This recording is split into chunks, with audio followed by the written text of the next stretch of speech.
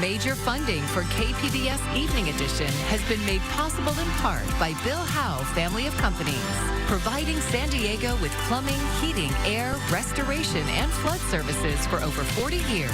Call 1-800-BILL-HOWE or visit BillHowe.com.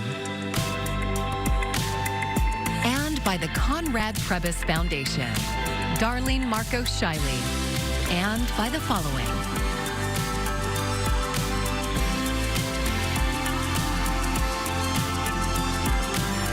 And by viewers like you. Thank you.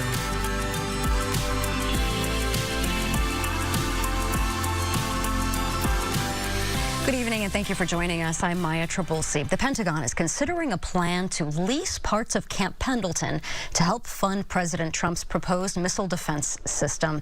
KPBS military reporter Andrew Dyer says no decisions have been made. A spokesperson for Navy Secretary John Fallon confirms to KPBS that during his visit to the base last week, there were initial conversations about possible commercial leasing opportunities of Camp Pendleton land. The base spans more than 125,000 acres and is the largest undeveloped stretch of shoreline in Southern California. Fallon told sailors on the USS Somerset last week he was bringing a different mindset to running the service. More business practices and thought processes to how we approach things. We are right now, I think we have to fundamentally make an enormous number of changes. Further development raises environmental questions. The base is home to several threatened and endangered species. It's an important stop for migrating monarch butterflies, and last year the base partnered with the U.S. Fish and Wildlife Service to preserve them. Wildfires are also common on the base. The Navy Secretary's office says additional discussions are needed and no decisions have been made. Andrew Dyer, KPBS News. Just weeks before the new Terminal 1 opens at San Diego International Airport, one of its tenants says they're stopping service here. KPBS reporter Jacob Ayers says Spirit Airlines service will end in early October. Spirit is a budget airline that can get you from San Diego to places like Las Vegas for as little as $25 one way. But it's faced recent financial troubles, and last week announced that it was entering Chapter 11 bankruptcy for the second time in just under a year. A Chapter 11 filing lets the airline keep flying while it restructures. And in that restructuring, Spirit is dropping service to San Diego and 10 other cities. In a statement, airline spokesperson Nicole Aguiar said Spirit is adjusting its network to focus on its strongest performing markets. Spirit is set to become one of 7 carriers at the new Terminal 1 opening on September 22nd. But its service cuts will take effect on October 4th, says airport spokesperson Nicole Hall. She sent a written statement saying Spirit's decision will have no impact on operations at San Diego International Airport. Hall also said other airlines are serving the markets that Spirit had been flying to from San Diego this summer. Spirit says it apologizes to its guests and says it will reach out to affected passengers about their options, including refunds. Airport authorities say Spirit Airlines currently only operates here at one gate at the old terminal and will only operate at one gate at the new terminal as well. The gate in the new Terminal 1 will be used by another carrier when Spirit is no longer using it. Jacob Ayer, KPBS News. I'm Ariella Scalise, and coming up, we're talking about more thunderstorms and area of showers to impact some parts of the region, but drier weather ahead for the weekend and some cooler temperatures around next week. Tonight, we drop down into the 60s under a mostly cloudy sky. More in your forecast is coming up. Health and Human Services Secretary Robert F. Kennedy Jr. was in the hot seat on Capitol Hill today amid calls for his resignation. Karen Kafa is on Capitol Hill with the latest about the nation's vaccine policies and more. This 3-hour Senate hearing got pretty contentious pretty much right off the bat, with a protester interrupting Kennedy's opening statement, and then Democrats quickly slamming Kennedy's leadership and his reshaping of government health agencies. Health and Human Services Secretary Robert F. Kennedy Jr. defending his decision to fire the director of the U.S. Centers for Disease Control and Prevention. We need bold, competent, and creative new leadership at CDC. People able and willing to chart a new course. The hearing before the Senate Finance Committee was scheduled to focus on the Trump administration's 2026 health care agenda. But on the heels of Kennedy's ouster of former CDC Director Susan Monarez, Democrats quickly slammed his leadership and his longtime claims against vaccines and how that undermines public trust. Sir, you're a charlatan. That's what you are. You're the ones who conflate chronic disease with the need for vaccines. Two Republican physicians expressing concern about the Trump administration's changes to vaccine policy. John Barrasso of Wyoming saying Kennedy isn't upholding vaccine standards as promised during confirmation. The public has seen measles outbreaks, leadership at the National Institute of Health questioning the use of mRNA vaccines. Americans don't know who to rely on. Bill Cassidy of Louisiana critical of new FDA limits on COVID-19 vaccines. I would say effectively we're denying people vaccine. Kennedy argued current policy doesn't deny anyone a COVID-19 booster, although it is now state dependent, and he defended his controversial moves to reshape government public health agencies. If we don't end this chronic disease, we are the sickest country in the world. That's why we have to fire people at CDC. They did not do their job. Kennedy's appearance came the day after more than 1,000 former and current HHS employees signed onto a letter calling on him to resign, a call echoed by some Democrats on the panel Thursday. On Capitol Hill, I'm Karen Kafa. A psychiatric hospital planned for the North County has just lost a big chunk of state funding. KPBS North County reporter Alexander Nguyen looked into why the state rescinded the $50 million grant.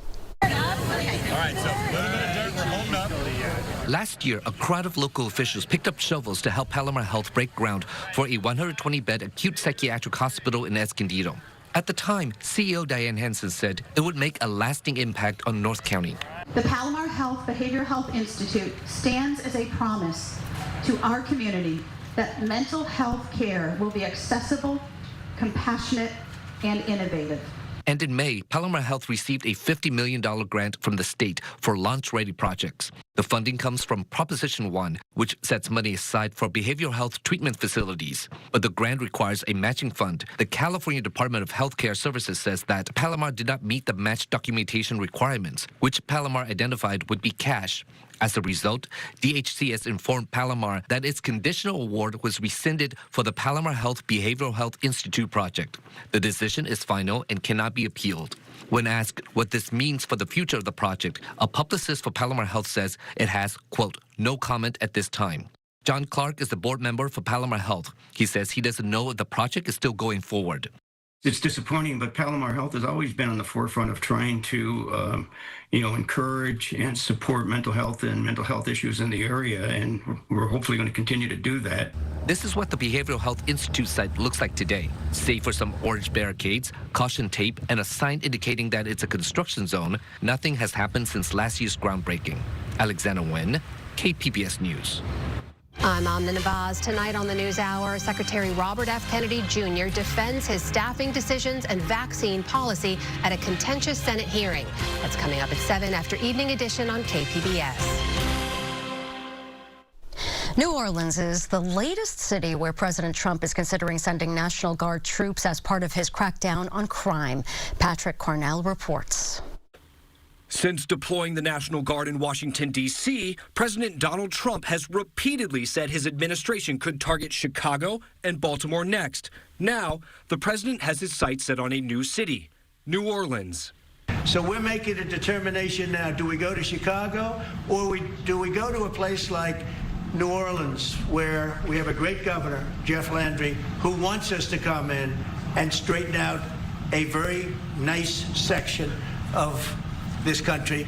Governor Landry then taking to X, writing, "We will take President Trump's help from New Orleans to Shreveport." Representative Troy Carter pushing back on this course of action. Listen, we encourage and embrace any help that this president wants to give, but militarizing our city is not the way to do it. The deployment idea coming the same day the Trump administration announced it's opening a new Immigration and Customs Enforcement detention camp in Louisiana this month, dubbed Camp 57. The 18,000-acre facility will have the capacity to hold more than 400 men, the governor said. Instead, this facility will hold the most dangerous of criminals that have been out there harming individuals in this country. Meanwhile, Chicago is bracing for potential National Guard activity. While Vice President J.D. Vance told reporters Wednesday there are no immediate plans to deploy to Chicago, officials in Illinois say they are hearing the National Guard could be ready to take action by Saturday. Trying like hell to keep them away. Patrick Cornell, KPBS News. And the Trump administration has not given a specific timetable for any of these deployments. Illinois Governor J.B. Pritzker says his state will take legal action if the National Guard is used in that state. Chula Vista's new rules on e-bikes, scooters, and similar vehicles took effect today. The ordinance bans anyone 12 or younger from riding a Class 1 or 2 e-bike. It also makes it a crime for an adult to knowingly allow them to do so. Under the new rules, no one 18 or younger can carry a passenger on one of these vehicles, but there are exceptions for those with disabilities. The first few months will focus on education. Officers will issue warnings until December 3rd. The Carlsbad Theater is almost 100 years old, but it's been a few years since an audience filled its seats. Now, KPBS Gloria Penner Fellow Mika Ellison says its owners are hoping to save the historic theater's legacy. Right now, the Carlsbad Theater sits vacant, but that could change soon. The theater has a long history, and some residents worried it would change to stores and restaurants. But its owner says that's not true. The theater is currently owned by the Encinitas Commercial Real Estate Group, RPG. Until recently, the property was listed for sale in an auction. But now that listing has been removed. The goal is to, quote, bring it back to life as both a cinema and an entertainment venue, say the owners. The plan is to use the theater for live entertainment like stand-up comedy, panels, workshops, and eventually an annual film festival. The Carlsbad Theater has a rich history, dating back to its construction after World War I. Sean Jones is a local Carlsbad history teacher. He walks us through that history in a video from the Carlsbad Community Television Foundation. It was built during the 1920s with a lot of confidence in business, the roaring 20s when we were having such prosperity in this country. It was closed during the 1930s, the Great Depression. Jones says the theater reopened in the 1940s and saw a boom through the 60s, when foreign films and live theater were added. During the economic chaos of the 70s, it sort of fell into disrepair. And now during the 80s and 90s, it's kind of a question mark what will happen to the Carlsbad Theater. As the theater approaches a landmark birthday, some residents expressed concern about its future. In a year and a half, our Carlsbad Theater turns 100, so that's huge. It was opened in 1927. Rumor has it Charlie Chaplin spent a little time here because the stars used to tour with their films, so that's a historical note right there. Ken Kibo, like many longtime Carlsbad residents, has lived through some of the theater's history. A lot of people have been in Carlsbad a long time. Everyone loves the theater. I went there as a kid, as did many others, to watch movies. He founded the Save the Carlsbad Theater Community Association. This could be a gathering ground for people to come downtown and enjoy a whole evening. Now that dream might become a reality, and residents have plenty of ideas for how to use that new art space. It's always been our dream to have this theater return to kind of the glory that it once was. Nate Larson, a local actor and educator, thinks the space would be a great fit for students and more experienced entertainers. I work at an elementary school. I teach. I also work in the arts, in theater, visual arts. I also produce events.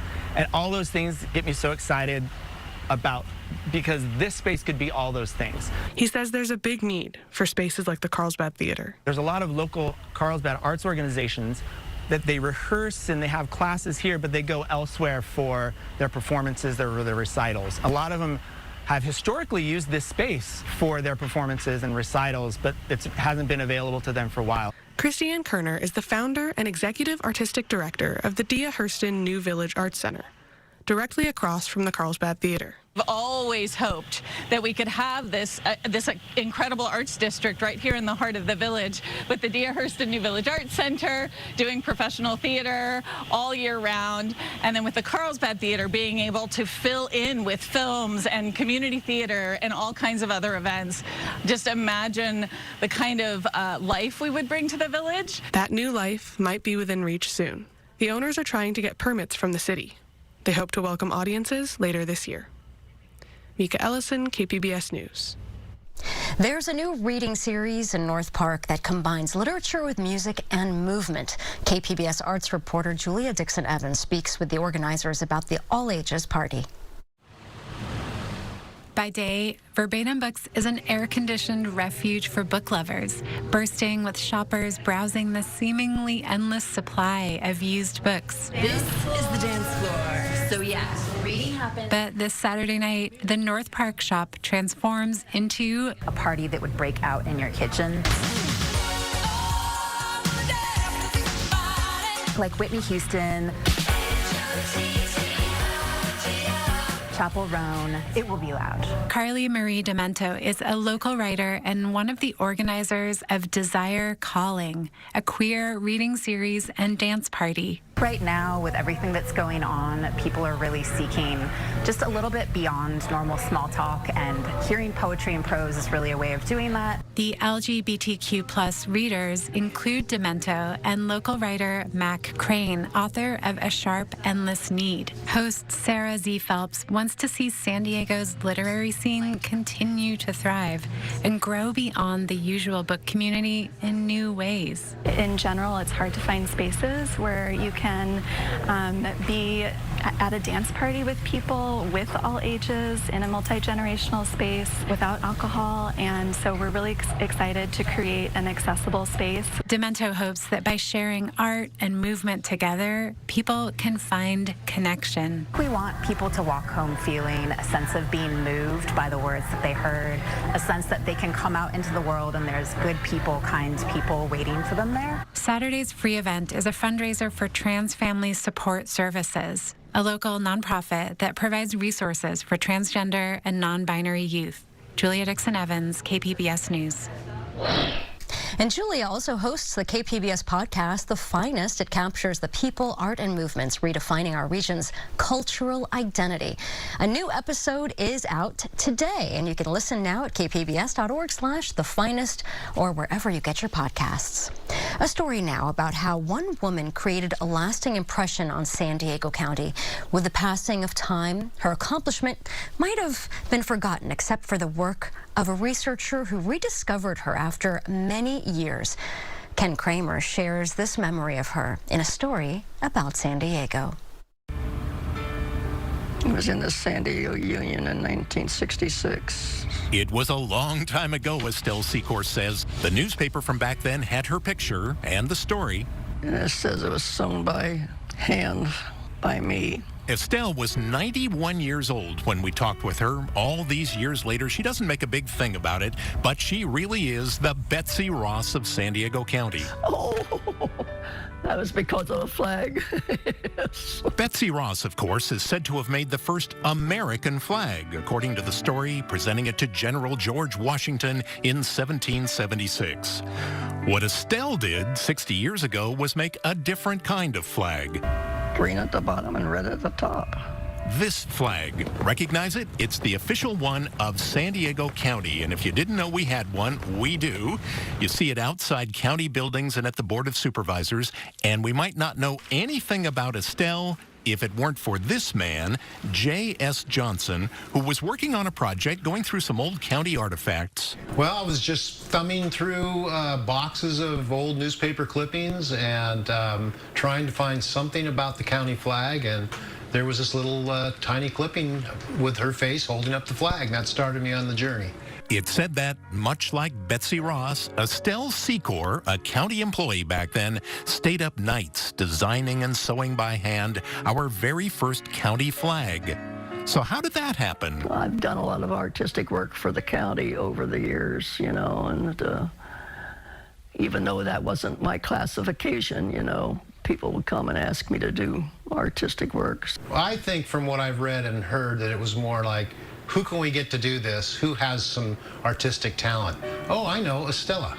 So she started. There was already a county emblem, so she began by embroidering that at the center over a white background, working night after night.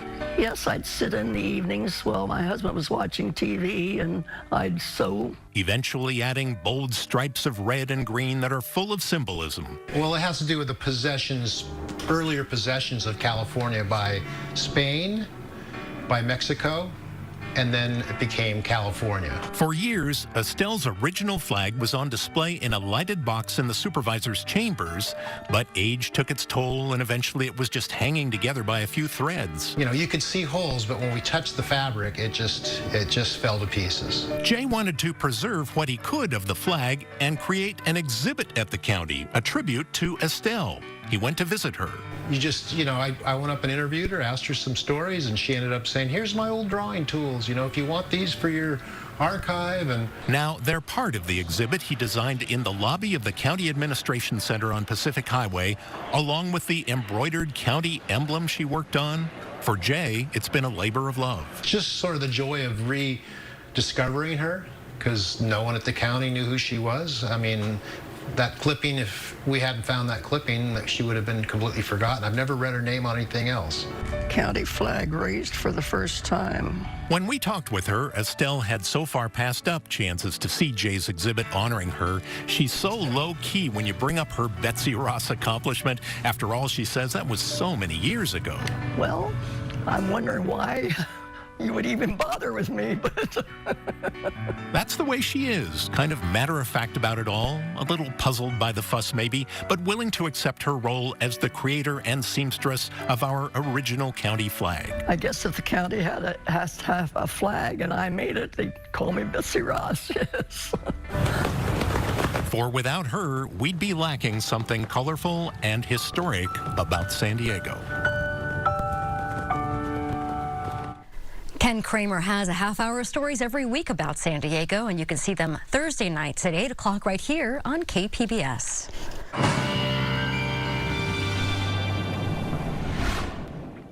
And taking a look at our weather headlines, as we'll still watch some areas of, especially later in the day, showers and thunderstorms continuing through the day Friday. The regions to watch across the mountains and the deserts. Meanwhile, a cooling trend on the way with temperatures running some 8 to 12 degrees below the historical average. And it looks like dry conditions prevail as we head into next week. So tonight, still a little bit elevated with the temperatures and the humidity. Borrego Springs down to 71, but we should have a clearer sky through tonight. Mount Laguna will dip back into the 50s. Into San Diego, 68. Oceanside and Chula Vista will call it mostly cloudy with temperatures into the mid-60s.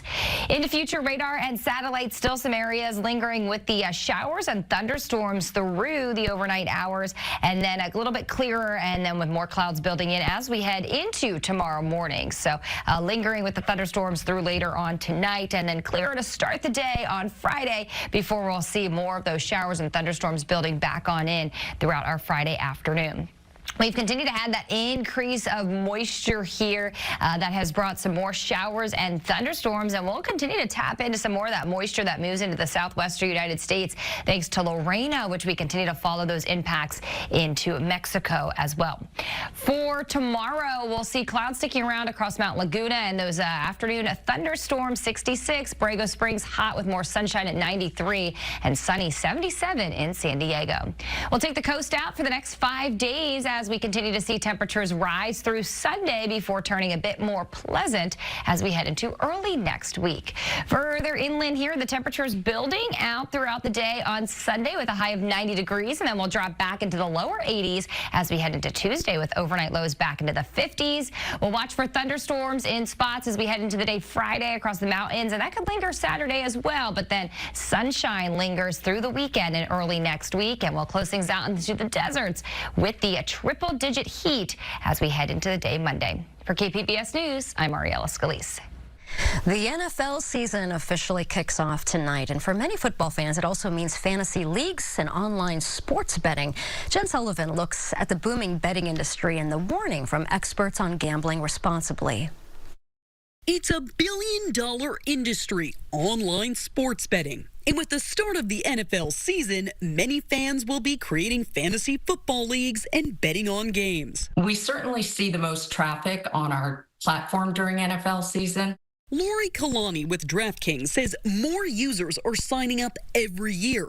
Gaming is now legal in almost all 50 states, with gaming revenue reaching $115 billion last year, according to the American Gaming Association. They're projecting Americans to wager $30 billion this year on the NFL season alone. Gambling is an activity that is overwhelmingly a positive experience for players, and the vast majority of individuals that place a wager or go to a casino to play a slot machine or a table game do so responsibly. Joe Maloney with the AGA warns that chasing losses is when fun can turn into a problem. A recent national survey of registered voters found 68% of people who bet on sports online reported at least one gambling behavior that's considered harmful. Many betting sites like DraftKings have special tools to help users gamble responsibly. We launched My Budget Builder, which is a personalized step-by-step process that customers can walk through to really personalize the way they want to set up those limits or even alerts and reminders. Experts also warn users to only place bets on sites that are legitimate. Check your local state's gaming control board or americangaming.org. You know you are in a legal app if you are asked to verify your age and identity, which oftentimes requires the disclosure of a driver's license number or a social security number. If you or someone you know thinks they have a gambling problem, you can call 1-800-GAMBLER for help. For Consumer Watch, I'm Jen Sullivan. Now, a lot of people will be streaming tonight's games. KPBS also has a robust streaming presence. You can follow us on YouTube to find stories from our newsroom, podcasts, and original programs. It's where we live stream KPBS Evening Edition weeknights at 5. You can subscribe and get notified when new items are posted. And here is a look at what we have for you for tomorrow in the KPBS newsroom. President Trump hosts tech CEOs for dinner at the newly renovated Rose Garden. That and more on NPR's Morning Edition. And the number 13 goes up forever in history at Snapdragon Stadium. San Diego Wave FC is celebrating Alex Morgan's jersey retirement all weekend long. We'll have more on that on KPBS Roundtable. And you can find tonight's stories on our website, kpbs.org. Thank you for joining us. I'm Maya Trabulsi. Have a great evening. Major funding for KPBS Evening Edition has been made possible in part by Bill Howe Family of Companies, providing San Diego with plumbing, heating, air, restoration, and flood services for over 40 years. Call 1-800-BILL-HOWE or visit BillHowe.com. And by the Conrad Previs Foundation, Darlene Marco Shiley, and by the following.